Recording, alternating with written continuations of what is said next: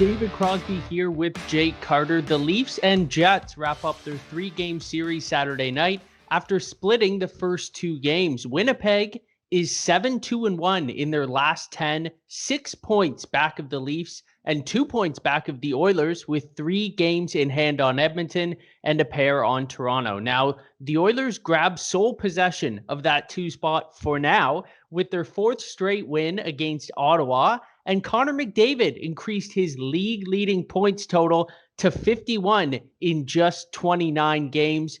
Jake, which of these two do you think is leading the MVP race right now? Austin Matthews or Connor McDavid? Well, David, I have to go right now with Connor McDavid. I just think, simply because you mentioned it, 51 points now in 29 games. I mean, that's just exceptional to begin with. Something could be said maybe about, the competition in the North Division. I know there's been talk about that, about some of the teams not being as strong as other divisions, but still, for you to put up 51 points in less than 30 games is just outstanding.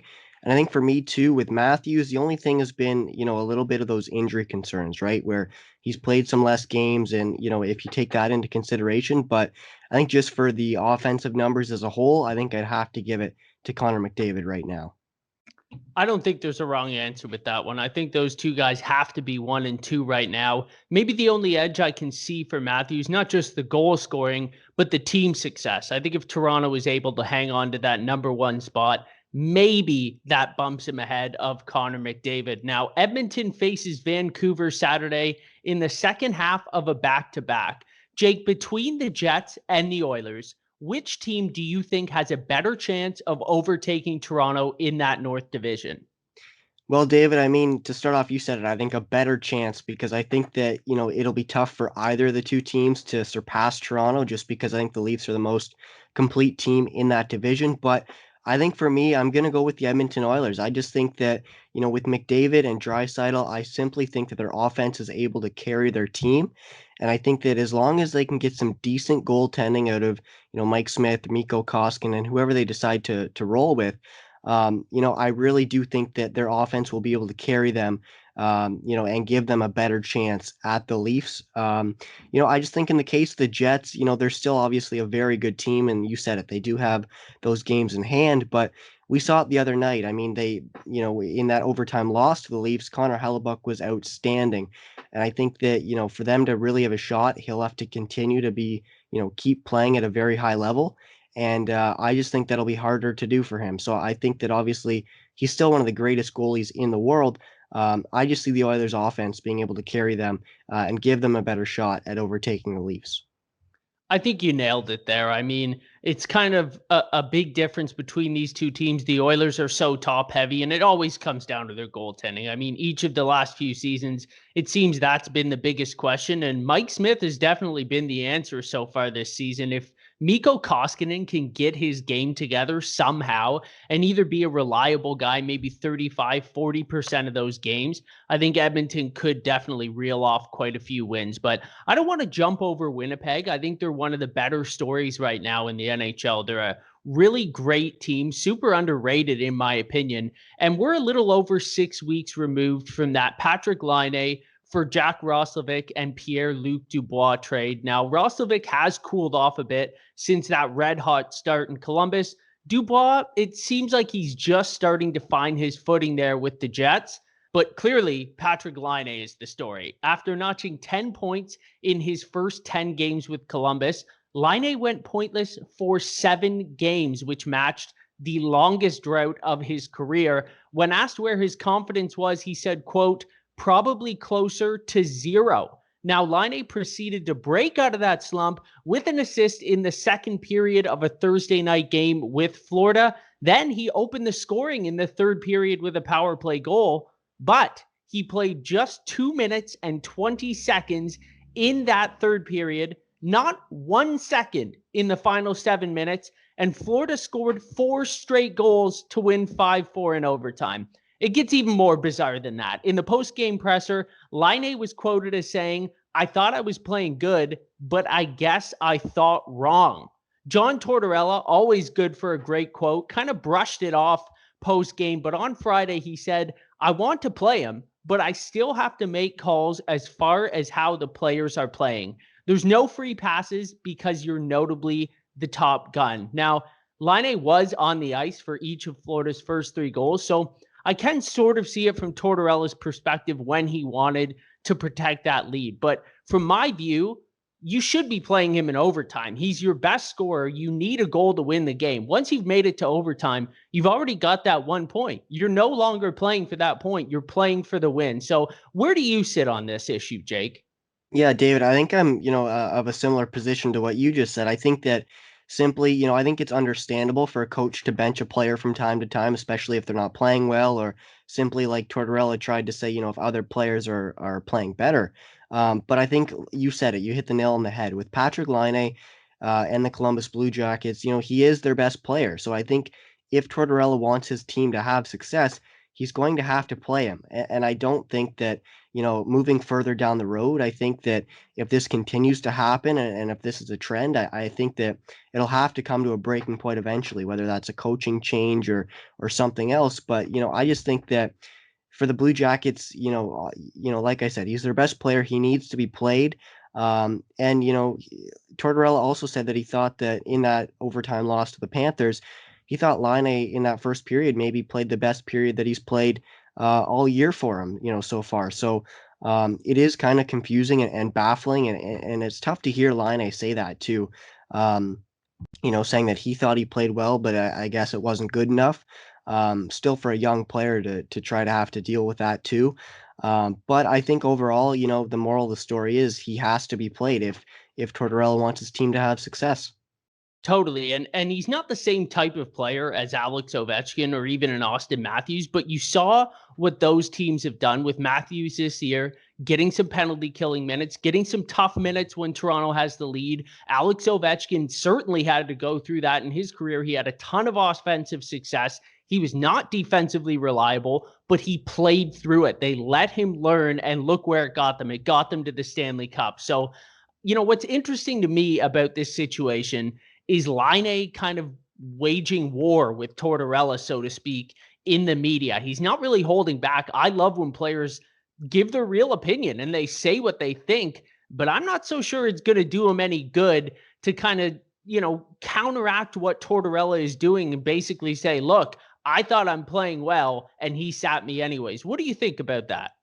Yeah, I mean, I think, like you said, I also love it when players are more honest because I think especially in the NHL, there's a lot of those cliche answers and there's not a lot of times where you get the like, you know what I mean? It stands out when a player says something like that, just honest and really, says what he means. But I think that he has to be careful, especially with Tortorella as his coach. I think that, Tortorella is also he has an interesting relationship with the media as well, where he likes to say some things from time to time that, get clipped or get quoted and they become the main story. But yeah, I think that it may be something that they need to work on maybe behind closed doors, and really try to patch things up, or else I think that if they keep doing it in the media, I think then it'll just make things worse and kind of make that divide even more. Um, so I think it'll be really interesting to see how it plays out. But I think it's something personally that should be dealt with as much as it can be in the locker room. I'm in total agreement with you, and I'm hoping that they can work this out because Patrik Laine is one of the most exciting players, really, that Columbus has had in their franchise history. I mean, Rick Nash was a great player, but I don't think he maybe was quite as exciting as what Laine can do. He was a skilled guy, but Laine is one of the best natural goal scorers in the entire league. I want to know if this relationship becomes untenable between Tortorella and Laine. Who do you think is more important to Columbus's future? And specifically, who do you think Jarmo Kekalainen would keep? Because Tortorella's contract ends at the end of this season. And of course, Patrik Laine doesn't have much term left on his.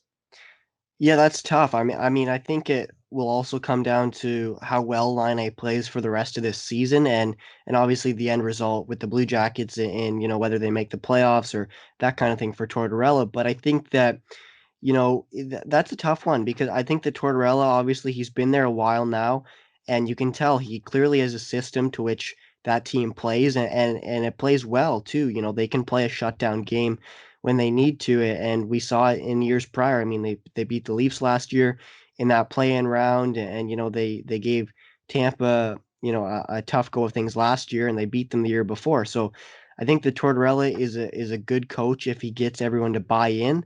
But I think, like all coaches, at some point, eventually the players, maybe they don't buy in as much, or things start to wear a little bit. And I think that sometimes a change is needed. So I think, I'd lean in more the direction of maybe a coaching change, if the team doesn't perform to its expectations. But um, it's also tough with everything, with trades this year too, and the way that the quarantines are going, for certain teams. And a trade this year isn't as easy as a trade in years prior, right? So I think that you also have to take that into account when you grade Laine's performance. And yes, he did get off to that hot start, and then he cooled off. He is a streaky player, but I really hope things can work out for him in Columbus.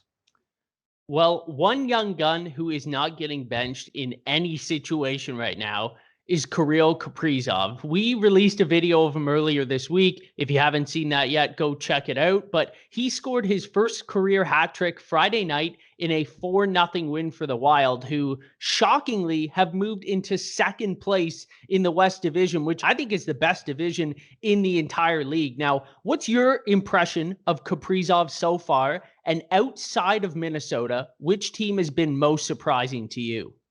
Yeah, well, first off, Kaprizov, you mentioned it. I mean, that hat trick Friday night, he's been electric so far. And I think he's been great for the Minnesota Wild as a whole because, of course, Minnesota isn't a huge market, and they're not one of the more, huge popular teams in the league. So I think it's great to see him maybe not putting Minnesota on the map because, they've already had success in the past. But I think that to see what he's doing, and especially in that Calder race, I think he's by far right now the runaway favorite for it with how he's played so far.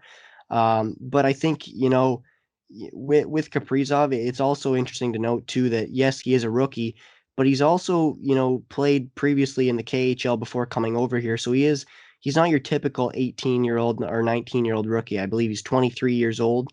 So, he does have a bit of prior experience, but still amazing to see what he's been able to do for the Wild. And I think for another surprising team for me has to be the Chicago Blackhawks. I just think what they've been able to do with all of their injuries they've had to deal with, Jonathan Toews being out, Kirby Dach not playing, and Patrick Kane really carrying that offensive load. 40 points for him in 28 games so far. He's also a candidate for the Hart Trophy. We were talking about McDavid and Matthews earlier. Kane's also in that conversation. And it's also just been a surprise with how well Kevin Lankinen has played for them between the pipes. I think that was also a conversation, and their expectations before the season started. I think that, they had some hope, but people weren't sure how well they would really play, especially with those injuries. But, they're fourth in the Central with 33 points. They're in a playoff spot right now. So I really hope they can keep things rolling, and really try to continue, the success that they've been having recently.